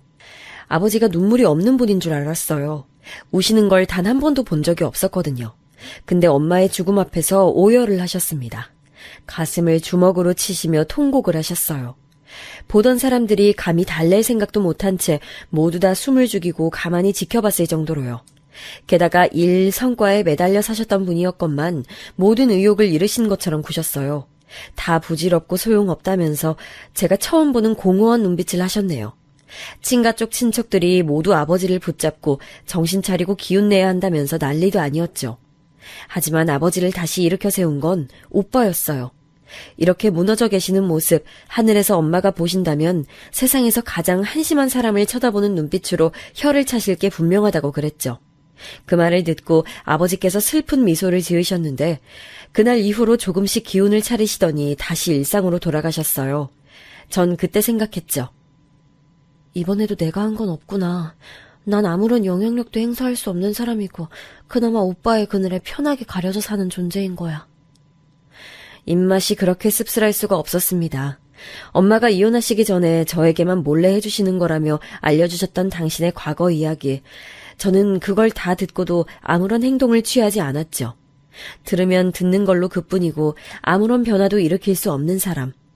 저는 제 자신이 무척 희미한 색을 가졌다고 생각했네요. 그 어떤 재미도 느끼지 못하고 다니고 있었던 대학 생활을 마무리할 때쯤 저에게 고백을 해온 상대가 있어서 잠시 연애를 했었어요. 정식으로 누군가와 교제해본 건 그때가 처음이었는데요. 당초에 어떻게 굴어야 하는지 모르겠더라고요.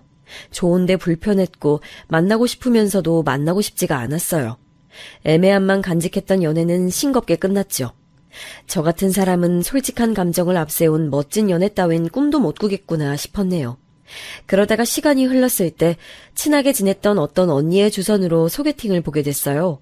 키는 보통이고 얼굴이 무척 잘생겼다면서 그 언니가 별 호들갑을 다 떨었던 게 아직도 생생하네요. 저한테 많이 기대해도 좋다면서 온갖 바람을 다 넣었었거든요. 그런데 전 태어나서 그렇게 잘난 척하는 남자는 처음 봤어요.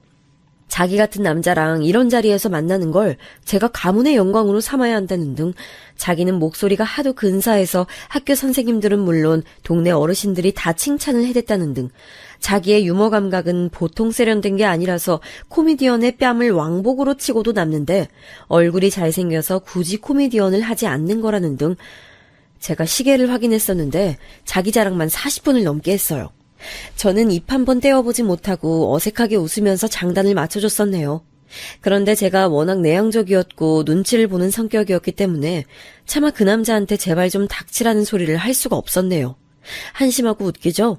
그러는 대신에 속으로 합리화를 시작했던 거예요. 자기 자랑 많이 하는 걸 보니 자신감 넘치는 남잔가 보다. 말을 많이 하면 같이 있을 때 어색하진 않겠다.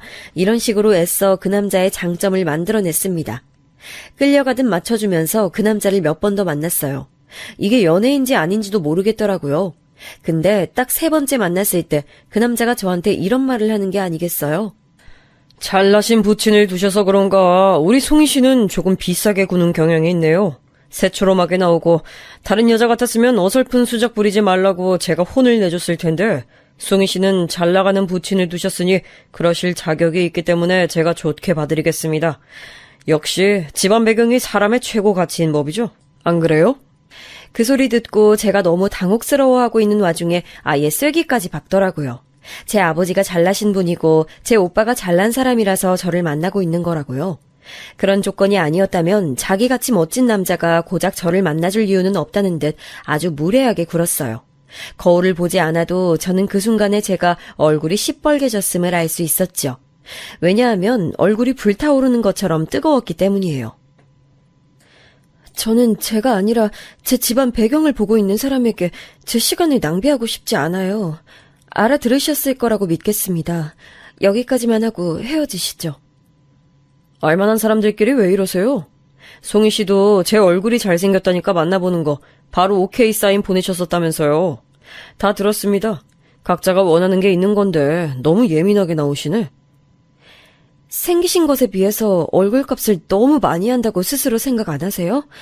본인이 탤런트 수준이라고 생각하시는 것 같은데 전혀 아니고요. 재수없다는 소리 많이 들어보셨을 것 같은데 그쪽이야말로 너무 뻔뻔하게 나오시네요. 소심한 편인 제가 폭발해서는 그 남자랑 엄청 싸워버렸죠. 그렇게 끝내버렸어요. 이상하게 그 남자를 겪고 나니까 돌아가신 엄마 생각이 나더라고요. 왜인지는 지금도 모르겠네요. 저는 그 남자랑 썰전을 벌이고 끝냈던 일을 별거 아니라고 스스로 치부했으나 실상은 그게 아니었나 봐요. 은근하게 속에 후유증이 남아서 다시는 상대에게 제 집안이 어떠한지 밝히고 싶지 않아졌어요. 그러한 배경 조건을 안 따지고 오롯하게 저를 바라봐주는 남자를 찾아서 만나고 싶단 욕심이 그때 생겨났을지도 모르겠습니다. 추잡했던 썰전으로 인한 이별, 그때 이후로 몇 달이 지났을 때였어요. 저는 그 남자랑 3번 정도 가봤던, 그리고 마지막 대미를 장식했던 썰전의 장소에 다시 가보게 됐죠. 멋스러운 카페였답니다. 제가 혼자 들어가서 커피 한 잔 시키고 앉아있는데 카페의 젊은 남자 사장이 직접 저에게 커피를 서빙해 주었어요. 그러면서 웃으며 저에게 말을 건넸죠. 안녕하세요. 오늘은 혼자 오셨네요? 저는 그 사장의 목소리가 그렇게 근사한 줄 처음 알았습니다. 자기 목소리가 근사하다며 자랑을 해댔던 그 남자의 목소리보다 훨씬 나았던 건 두말할 필요도 없었죠. 원래 같이 왔던 사람과는 헤어졌다고 머뭇거리며 제가 말했어요. 이상하게 그 사장과 눈을 못 마주치겠더라고요. 저에 비하자면 그 사장은 사람 자체가 여유로워 보였고 훨씬 더 어른스러운 면모를 갖춘 듯 했어요. 자기 가게를 운영하면 저런 멋진 기운을 가지게 되는 것인지 이런 시답잖은 생각을 하면서도 저는 그날 연신 그 사장 쪽을 힐끗거렸죠. 며칠 뒤에 또 그 카페를 혼자 방문했는데 마침 직원은 아무도 안 보이고 그 사장 혼자 있었어요. 그날이 기회이자 운명이었죠. 제가 그 사장과 둘이 마주 앉아서는 기나긴 대화를 나누었으니까요. 저는 이 카페에 함께 왔었던 그 남자가 얼마나 황당한 종자였는지를 얘기했고 그 사장은 이 카페를 운영하면서 겪었던 희로애락을 알려줬어요. 정말 즐겁더라고요. 생전 처음으로 저는 제가 가지고 싶은 것을 향해서 먼저 욕심을 드러내봤어요.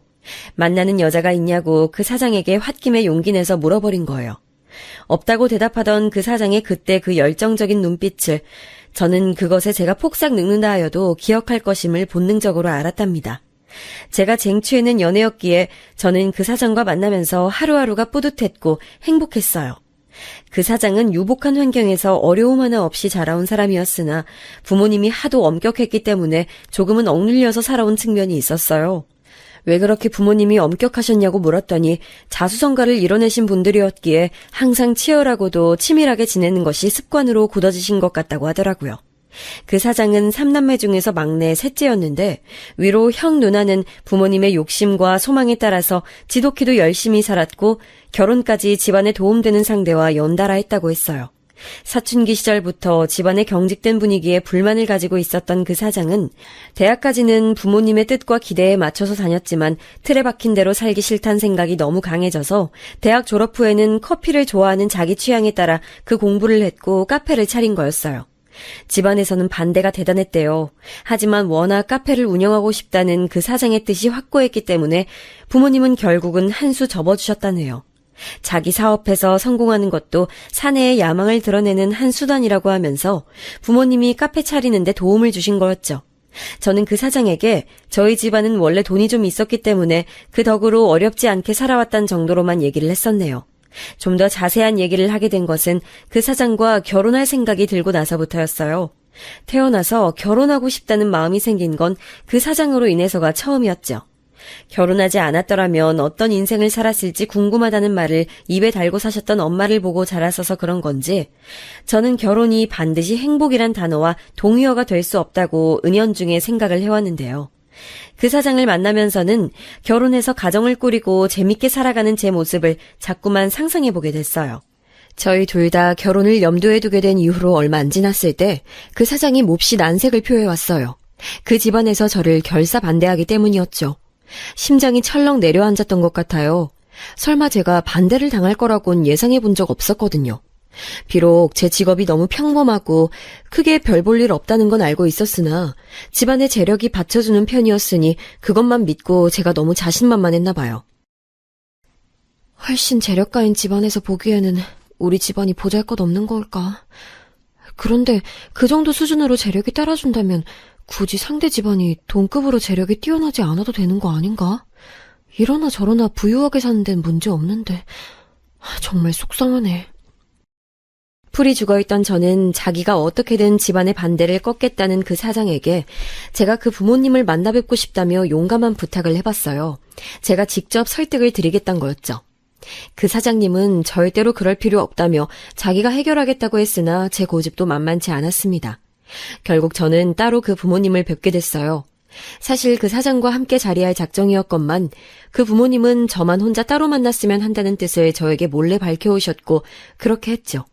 대구로 제가 찾아뵀는데 정원이 딸린 단독주택이 저를 맞아줘서 초장부터 제가 기가 조금 죽었네요.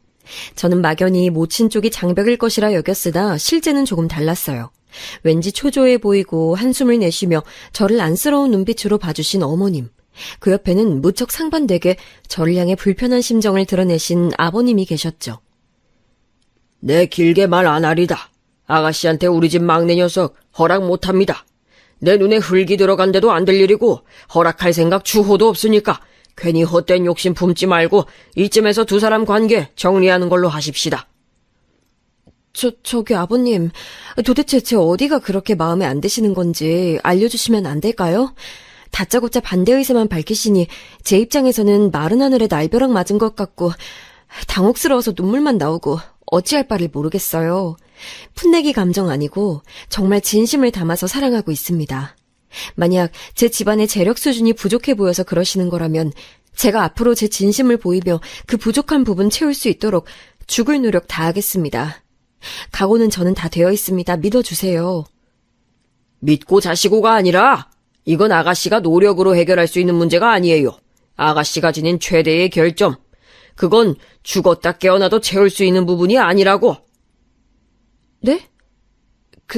그게 대체 어떤 건가요? 제 최대의 결점이라뇨? 막내 녀석이 말을 안 했구만. 내가 그 녀석 이럴 줄 알았어. 이것 보십시다, 아가씨. 나는 내가 두 눈 시퍼렇게 뜨고 있는 이상 우리 집안에 문제 있는 가정에서 자란 사람은 절대 안 데릴 겁니다. 아가씨는 모친이 안 계신다면서요? 제 얼굴에 핏기가 싹 가시는 게 스스로 느껴졌어요. 어렴풋이 머릿속을 스친 적이 있는 문제긴 했으나 단 한 번도 그걸 진짜 문제거리로 여긴 적 없었던 부분. 바로 제게 엄마가 안 계시기 때문에 제가 한부모 가정에서 자라났다는 사실이었습니다. 다름 아닌 바로 이것으로 제 발목이 잡힐 줄이야. 아버님께서 말씀하신 대로 이건 제가 어떻게 할 수 있는 부분이 아니었죠. 패배감에 가까운 무력감이 저를 휘감았고 제 입은 다물어져 버렸어요. 모친이 타계하셨다고는 하나 그 이전에 이혼 가정이었다면서요. 이걸 확실히 해뒀으면 해서 막내 녀석을 들들 볶았더니 실토하더군요. 아가씨의 부모님 사별로 헤어진 게 아니라 이혼이었다고. 그런 커다란 하자가 있는 집안에서 올곧은 정신머리로 자라났을 거라고 생각 안 합니다. 나를 두고 편협한 시각을 가진 꼬장꼬장한 노인네라고 욕을 해도 좋아요. 그렇지만 난 타협할 생각이 조금도 없습니다. 난 아가씨가 뭘 어떤 노력을 하든 간에 상관없이 아가씨 존재 자체에 거부감을 느끼는 거고 우리 집 막내 녀석하고 연애질을 계속하겠다고 하면 그건 말리지 않겠습니다만 내 며느리로는 죽었다 깨어나도 못 받아줍니다. 나 사업가입니다. 이날 이때까지 내 신념과 배짱 하나로 성공 가도를 달려온 사람이라고요. 아가씨는 나를 설득할 수가 없어요. 내가 왜 하자 있는 걸 받아줘야 합니까? 나는 그런 걸 두고 보는 어중이 떠중이 수준의 사업가가 아닙니다. 아가씨가 부디 현명한 사람이고 내 아들을 사랑하는 마음이 크다면 깔끔하고 깨끗하게 두 사람 관계를 정리해줬으면 합니다. 어차피 본인이 이 집안 며느리가 못 된다는 생각으로 설마 앙심을 품고서 부모 자식 간의 의의를 상하게 만들 작정은 아니겠지요.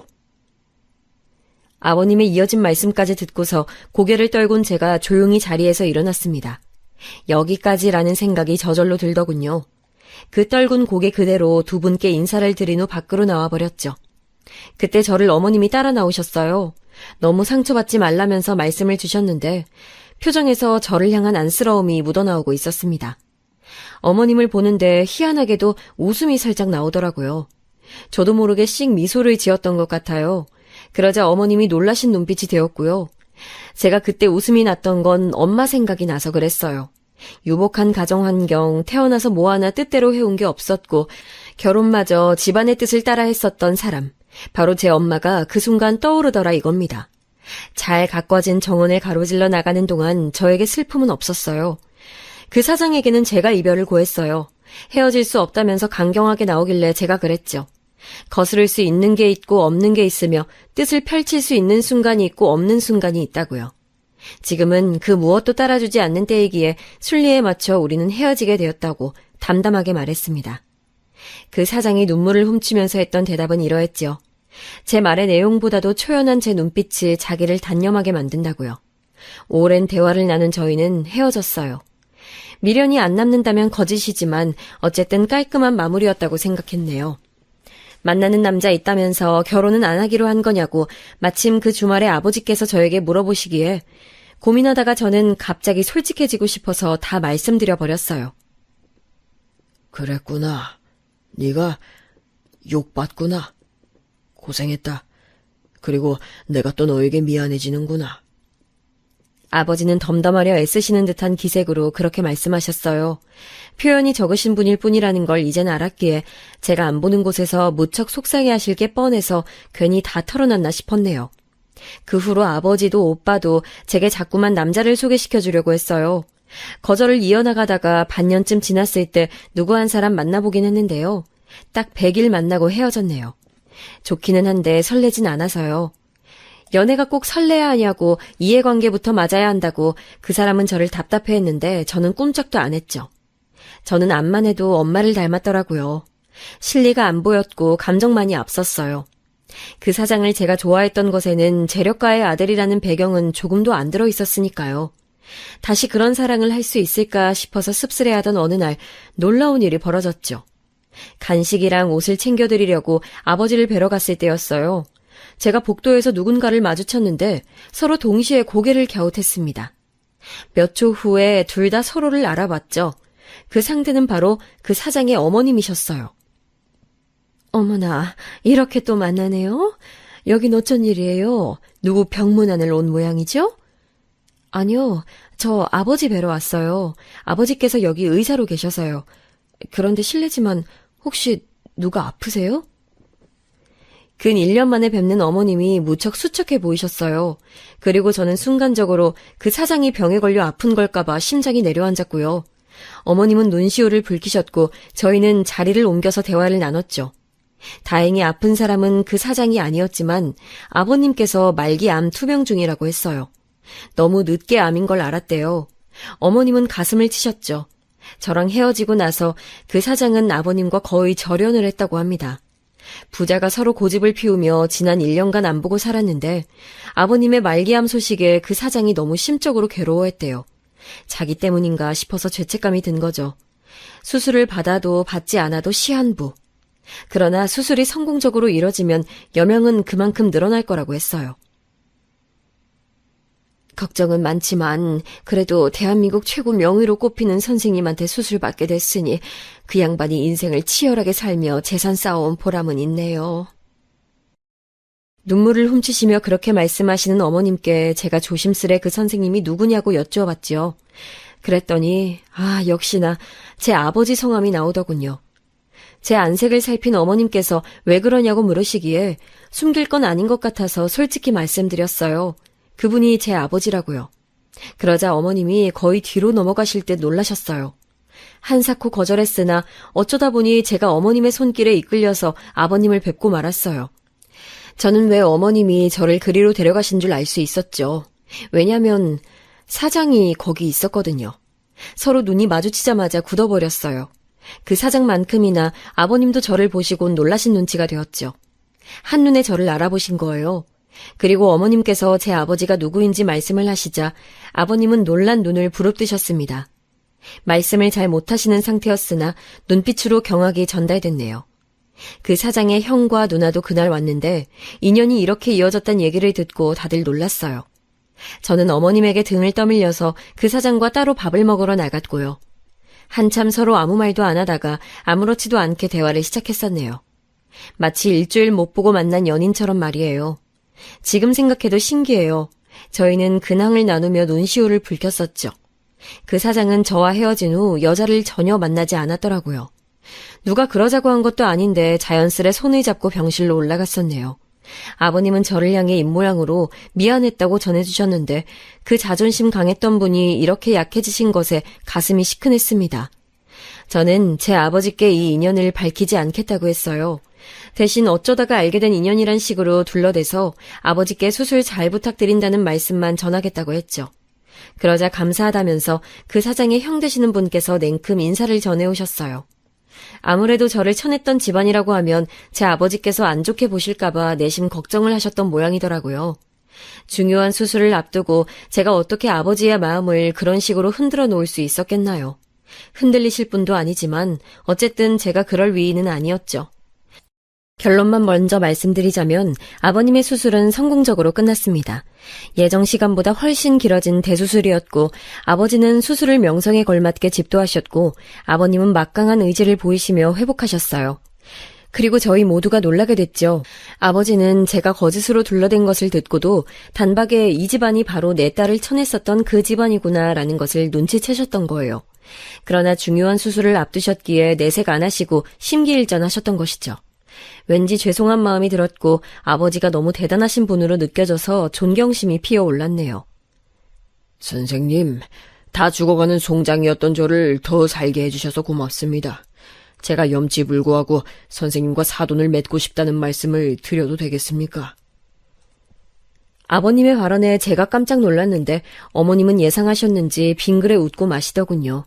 아버지는 그건 오롯이 저의 선택에 달려있다면서 딸의 인생을 멋대로 좌지우지하는 아버지가 되고 싶지 않다는 대답을 하셨어요. 제가 그 말씀을 듣자마자 눈물이 차올랐어요. 제가 결정지을 수 있는 운명이라는 것이 정말 멋지고 벅차게 느껴졌죠. 저는 과거의 일 때문에 아버님을 시험하거나 제가 우위에 설 작정은 전혀 없었어요. 그 사장과 맞잡은 손이 영원하기만을 바랐으니까요. 그리고 7개월 후에 저희는 결혼식을 올렸습니다. 네, 그 사장이 바로 지금의 제 남편이에요. 100년으로 하겠다고 결혼하면서 약속했던 것처럼 아직까지 행복하게 함께 사는 중이죠. 아버님께서는 저희 결혼식 이후 딱 반년 만에 돌아가셨습니다. 모든 가족들이 지켜보는 앞에서 편히 눈을 감으셨죠. 돌아가시기 전에 제 뱃속에 있었던 손자 이름도 지어주고 가셨네요. 그 손자가 지금은 많이 컸답니다. 아버지께서는 치열하게 사셨던 과거를 뒤로한 채 현재는 유유자적한 일상을 보내고 계시네요. 손주들 보는 재미로 사신다고 말씀하세요. 아이를 낳고 키워보니까 왜 이렇게 이따금씩 저는 엄마 생각이 나는지 모르겠어요. 이건 제가 더 나이가 든다고 해도 변하지 않을 부분이겠죠? 제 가슴속에 든 이야기를 들어주셔서 모두 감사해요. 평안한 일상 보내시길 바랍니다.